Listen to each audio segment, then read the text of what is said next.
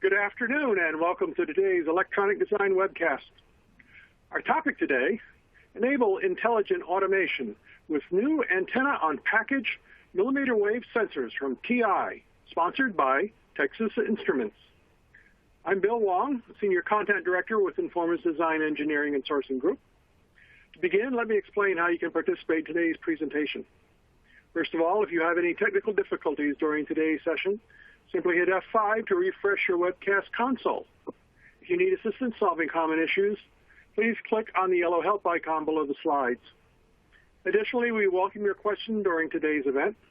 We will answer as many questions as possible during the Q&A session that will follow the main presentation, but please feel free to send in your questions at any time. To do so, simply type your questions into the question window on the side of your screen and hit the submit button. Also, please be aware that today's session is being recorded and will be available on the Electronic Design website within the next week. You'll be notified by email when the archive is available. Now let's meet today's speaker. Prajakta Desai joined TI in 2006 and has worked in various roles for design and applications, project management, and marketing and business development across ASIC, microcontroller, microprocessor, and RF wireless technology areas.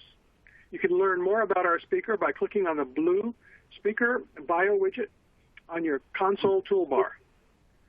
Now let me turn things over to our presenter. Prajakta, the floor is yours. Thank you for the introduction, Bill, and thank you everyone for joining this webinar. What we will focus today is how we can enable intelligent automation with our new antenna on package millimeter wave sensor devices. Okay, and this will focus on simplifying sensing with the new antenna on package. So let's get into it. And before we go into details, let me give you a brief outline on what we will cover today. I do touch on what is millimeter wave technology and its benefits. Dive a little bit into a portfolio on the millimeter wave and the offerings, and then dive deeper into the antenna on package benefits and specs, going into key markets where this is applicable, and then open up for Q&A. Okay, with that, let's get started. So what is millimeter wave sensing? Okay, this is an RF-based technology. The TI millimeter wave sensors are using high frequency bands. So we are using 60 to 64 gigahertz band, as well as a 77 gigahertz, which is working from 76 to 81 gigahertz. It's mostly focused on automotive, as well as the 60 gigahertz band, which is focused on the industrial applications. Now, what millimeter wave sensing enables us to do is, along with just basic detection of objects, it is enabling more intelligent sensing, because it's giving you the capability of measuring the range of the object, how far the object is from the sensor, the velocity of the object, how fast the object is coming towards the sensor, and also the angle of the object is where the angle is positioned with respect to the sensor, which just enables more intelligent sensing for autonomous applications. Okay?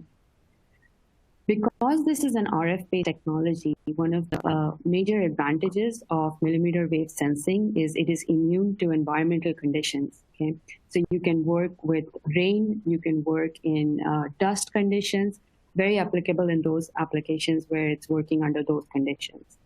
Also, poor lighting conditions or very bright light, which affects vision sensors or light-based sensors. We do not see any performance change in RF-based sensors like the millimeter wave sensing. Okay. And because TI is using RF CMOS technology, this has enabled us to have an integrated single chip SoC, which I will discuss more in detail.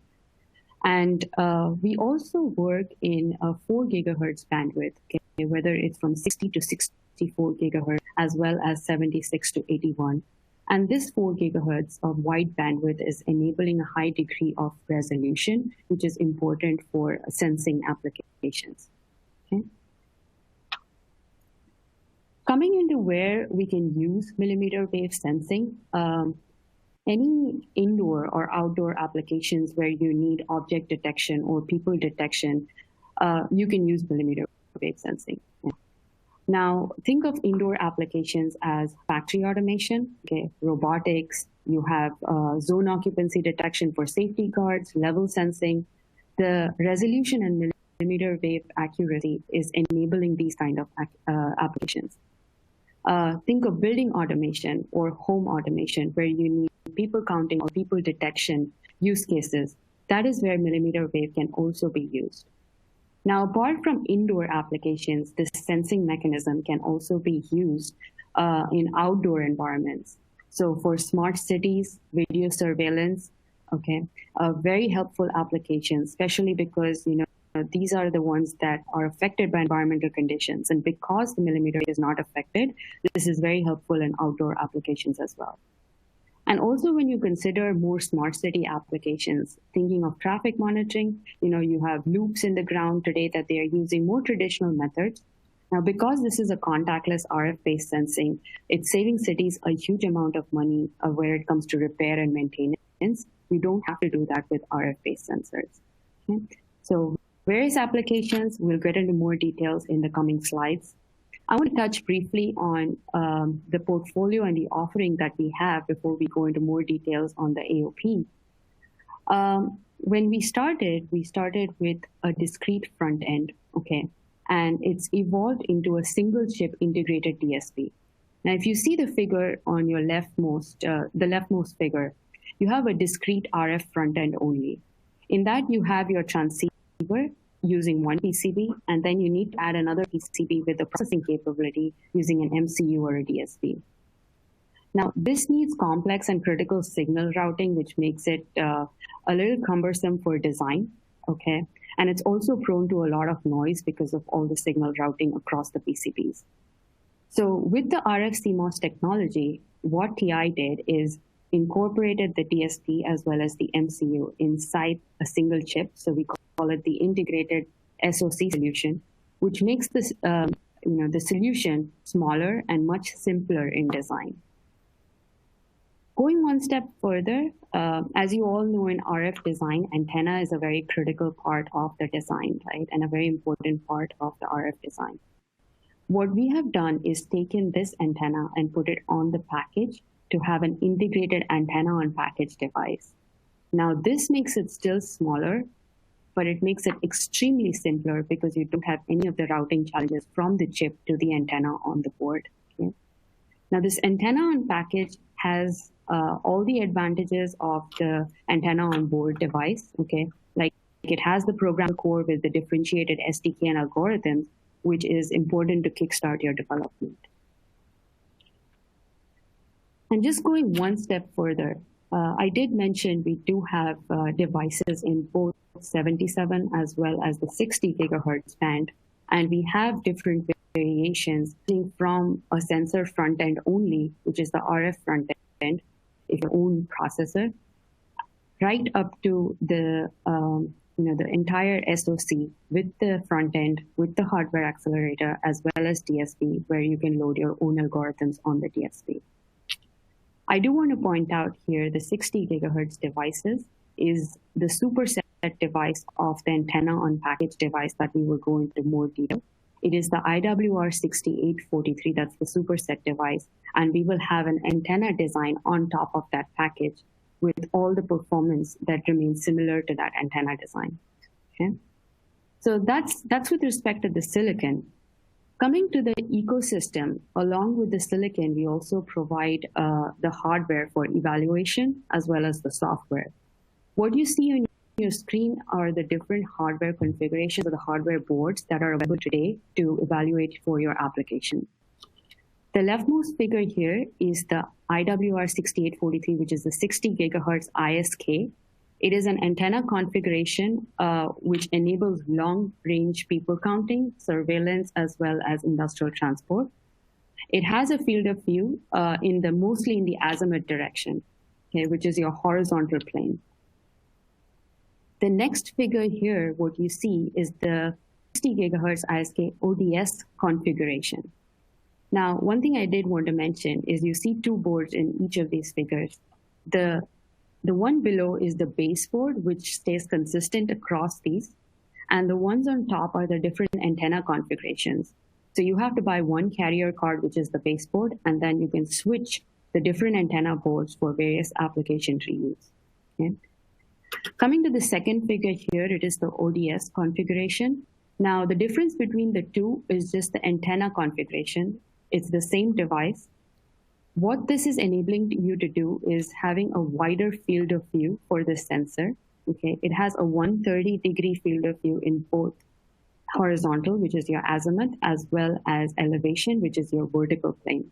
So it's giving you a true three-dimensional. So this kind of antenna configuration is used for mid to short range applications like people counting, gesture proximity, robotics, automated doors, etc. And using the same antenna configuration with a wider field of view in both azimuth as well as elevation, that is the antenna configuration we have also used to design on the antenna on package device. So the third board here you see is the antenna on package device with the same carrier card. And similar applications for mid to short range, people counting, gesture, proximity, etc. There is another option when people do want to develop algorithms on their own. We do have a DCA 1000 data capture card, which can be used with any of our antenna configuration boards as well as the carrier card. Okay, and this is enabling you to get raw ADC data capture for more advanced algorithm development. That's your hardware ecosystem. And coming to a complete ecosystem that we have today, we have the silicon that we spoke about. We have the evaluation boards that we spoke about. We also provide the technical documents like user guides and app notes along with this to go forward with your evaluation. And an important part is also the software. So we do provide application-specific algorithms, which are all in open source. So you're free to take this and develop this for your production code. Okay. I'd like to go more into details on what we want to focus today, the antenna on package device. Of course, like I said, the base device or the superset device is the same. What we have done is taken an antenna configuration and put it on the package, which has several benefits that I will go into. Okay. What you see on your screen today is a non-AOP evaluation board from Texas Instruments. This is your 60 gigahertz evaluation antenna board, which is the 6843 ISK. You see the one in the silver part of the board here is your Rogers material, which is used for designing for antenna, right, to maintain the performance of the antenna. Now, this material here requires board space, but it's also more expensive than the normal FR4 material that you see, the red material that you see. Okay. Now, when it comes to AOP, what we are doing is replacing this entire silver area or the Rogers material with a single AOP device, which is, the footprint is 15 by 15, which is almost as small as a penny. You see the board space considerably reduces with this because you're reducing the board area considerably, but also because you don't have to use this expensive Rogers material now, the board cost considerably reduced as well. So you have meaningful savings of both system space as well as system cost with the antenna on package device. Going into more details on, what are the key benefits for antenna on package? Like I said, one is small form factor. So if your application has, requirement of a very small form factor for any of the sleek robotic design or building automation design, this would be a great fit. The footprint is 15 millimeters by 15 millimeters, which is really small. And just comparing it to a 24 gigahertz device, it is an estimated 75% of savings over a 24 gigahertz radar solution and a 40% saving over a 60 gigahertz non-AOP solution. So this is how we compare it to other technologies in terms of form factor savings. Now, the second one, which I do want to mention, and I think it's one of the very important benefits of antenna on package, is the simplicity in design and manufacturing. Okay. I did mention that you can design a PCB board using only FR4 material, with an antenna on package because you don't need the extra routing on the Rogers material for the antenna. So it's considerably reducing the board size as well as the cost. Now, because this is FR4 manufacturing, it can be manufactured anywhere in the world, right? So it's also reducing the manufacturing complexity by eliminating the Rogers material. From a development standpoint consideration, customers need minimum RF experience because you don't need that experience of antenna routing as well as design on the board now. So what we have estimated is it saves approximately 3 to 6 months of antenna development time as well as board design time. And for around industrial volumes of 10 KU, we have estimated almost 50% system cost saving using an AOP device, antenna on package device, versus a non-AOP device. Okay? Now, some other benefits that I'd also like to point out is higher efficiency. There's always some board routing loss when it comes to routing of the antennas from the device to the actual antennas. So because we are eliminating this board routing loss, we are seeing approximately a 2 dB antenna gain, which is increasing your performance on the antenna on package versus a non-antenna on package. And what it also helps in is also certification reuse. As long as you have a similar layout, antenna type and a similar antenna gain, you are able to use the certification that we have done on our EVMs to move forward with. So I want to touch on, what are the performance specs for this antenna on package device. Now, this depends on the antenna that is designed on the package. And I did mention that we have picked an antenna design which is based on the ODS antenna. Now, this antenna design gives you a 130-degree field of view in horizontal as well as 130-degree field of view in vertical. So it gives you a true three-dimensional sensing capability with this antenna, which we feel is most applicable to many industrial applications. So whether it's perimeter security, surveillance, people counting, traffic monitoring, automated doors and gates, we can use this antenna configuration across these applications. Now, the same advantages as a non-AOP device, it has a fully programmable MCU and DSP for algorithm development, and it's also software compatible with your non-AOP device. Okay. Coming to the specs on how far we see the objects, we have two operating modes. One is MIMO and one is TX beam steering. Now, in a normal MIMO operating mode, what we call as bore sight is at 0 degree right in front of the sensor. We are able to detect a human up to 50 meters, whereas we are able to detect a car up to 100 meters using this antenna on package device. Now, at maximum field of view, which is 130 degrees, that is plus minus 65 degrees, we are able to detect a human at 15 meters versus a car at 30 meters. Now, TX beam steering is, you're able to change the phase with the different, with the several X antennas that you have. And this allows us to get a little better performance than in the MIMO mode. So if you see at bore sight here, you're allowed to detect people up to 65 meters and cars up to 135 meters. And at maximum field of view, of course, your range will reduce with your field of view. So at your maximum field of view, you're able to detect the human at 20 meters and car at 45 meters. Okay? We do have also the evaluation module available, so you're free to evaluate and detect these objects that are given here. Now, coming to the EVM specifically for the AOP, this is what we have today online. We will need the carrier board, okay? So the figure on top shows your standalone AOP board, okay? And this will mate with the carrier board for debugging as well as flashing capability. When you order the AOP EVM, this is what you will get. Now, you'll also see perforations on that EVM, which breaks out. We call it the breakout board or the mission board, which is much smaller for applications that need a very small footprint. If you see the footprint of this board is 22 by 23 millimeters, which is extremely small and useful for small form factor applications like building automation, robotics, etc. So we do have both these options available, and they are ready order now on TI.com. Okay.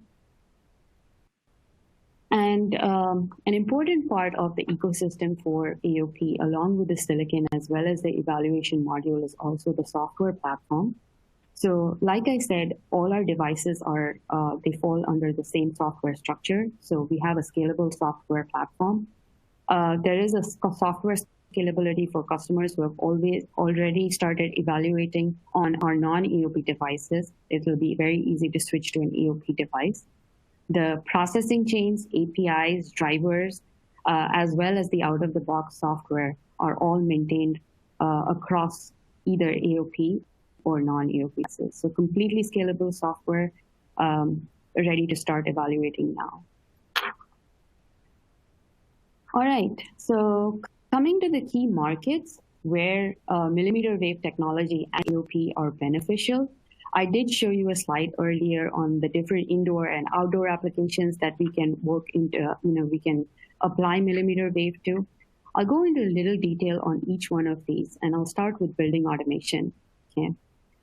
People counting with millimeter wave is a very important application. It's allowing you to detect people as well as count people in closed areas, or even for long range people detection, video surveillance kind of applications. Okay.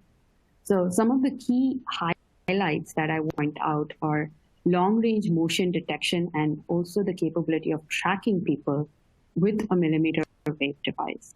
Okay? Another important thing is it's also capable of false detection mitigation.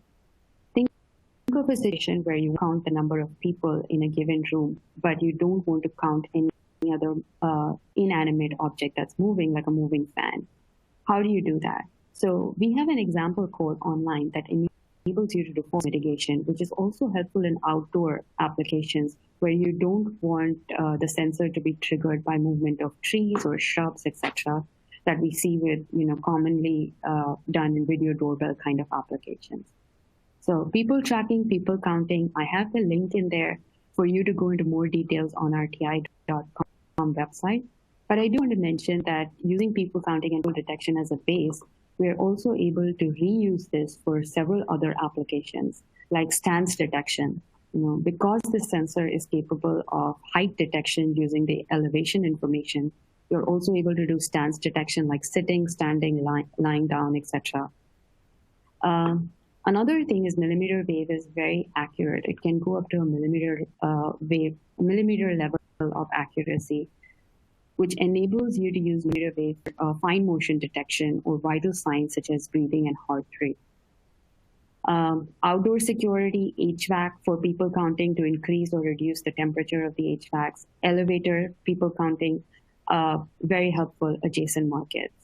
Now, another important adjacent market to people counting is also automated doors and gates. One of the key advantages of using a millimeter wave in doors and gates is you can use a single sensor for multiple lanes because it has a wide field of view. Okay. Now, also, since millimeter wave gives your angle of arrival information, it prevents false triggers. Like if a person is moving away from the door, if a person is not coming towards the door, it increases the efficiency by not opening the door here. Another important point, like I said, is because it gives the velocity, you can also open the door faster or slower based on that information that is received. So these are the kind of applications that we cover under building automation with millimeter wave. Coming to more factory or robotics kind of application, there are two main areas where millimeter wave is a good fit. One is zone occupancy, and the other is autonomous robotics. Okay, in both these areas, we do want someone that's approaching a heavy machinery to safeguard them from any incidents that are happening. Applications like safety guards in factories, very helpful based on zone occupancy to trigger the danger action when a person is too close to this heavy machinery. When it comes to autonomous robots, the small footprint of the AOP is very helpful for sleek robotic designs. And one of the key benefits of this is it can detect transparent material like glass, plastic, etc., which is with some sensors like vision or light-based sensors have difficulty in doing. There's more information on TI.com. I put in the links in there, but several different applications, vacuum cleaners, forklifts, agricultural equipment, construction equipment, applicable to any of these autonomous vehicles. And lastly, when we talk about the small footprint as well as AOP, gesture is very important for personal electronic kind of applications as well as medical, where you need a no-touch control. So you're capable of doing swipe motions, circular motions, using the AOP or non-AOP millimeter wave devices. Feel free to visit these links to get more information. Our website here is ti.com/IWR. And with that, I will open it up to any questions that you'll have. Thank you so much. Great. A few of you have already submitted questions, so we're going to jump right in. If you'd like to submit a question, type it into the question window on the side of your screen and hit the submit button. While we're answering your questions, please complete the feedback form, which is located at the bottom of your screen. So for our first question, is this a frequency modulated continuous wave radar approach? Yes, it is. So this is based on the FMCW, which is the frequency modulated continuous wave. Okay. Is there any reference design available for the PoE Plus millimeter wave? We will be having the reference design on TI.com. The PoE board is available on TI.com to order today. It will be available on the ti.com/IWR website that's given on your screen right now. All right. What is the range of resolutions for the devices? So, good question. We have, like I said, we operate in the bandwidth of 4 gigahertz for our 60 gigahertz devices. So the maximum range resolution that we see is 4 centimeters for device separation based on the 4 gigahertz of bandwidth. Is there any way to achieve 360-degree coverage using millimeter wave? So our maximum field of view, like I mentioned, is 130 degrees field of view using the antenna configuration that we have with the ODS. Based on different antenna designs, you can achieve different field of views, but you are able to stitch a couple or 3 or 4 of the millimeter wave devices to achieve a 360-degree field of view. Had people in the past do this using 4 millimeter wave devices to achieve a complete 360-degree field of view. What is the minimum operating distance? Again, this is based on the bandwidth that we operate under. Since we are operating at 4 gigahertz, the minimum distance is 4 centimeters that we operate under. Okay, what is the max range of the IWR6843 AOP antenna compared to the IWR6843 ISK antenna? So you can see most of the specs online based on our ISK and ODS. Like I mentioned, the maximum distance depends on the antenna configuration and also the object detected. The maximum range for an ODS kind of antenna for a car would be around 100 meters. This would be even longer for an ISK kind of antenna configuration. But this would be antenna design dependent. You would be able to design antenna configurations which would give you a longer range also. Okay. Which version of the millimeter wave sensor from the IWR series is suitable for the people counting and occupancy detection simultaneously? So for people counting and people detection, we do use the IWR6843. The antenna configuration will depend on the application or the use case. Okay, if you need long distance people counting measurement, you do have the ISK option. And for short distance or in-room people counting or detection, you can also use the antenna configuration along with the 6843. Okay, what if someone needs a different antenna pattern?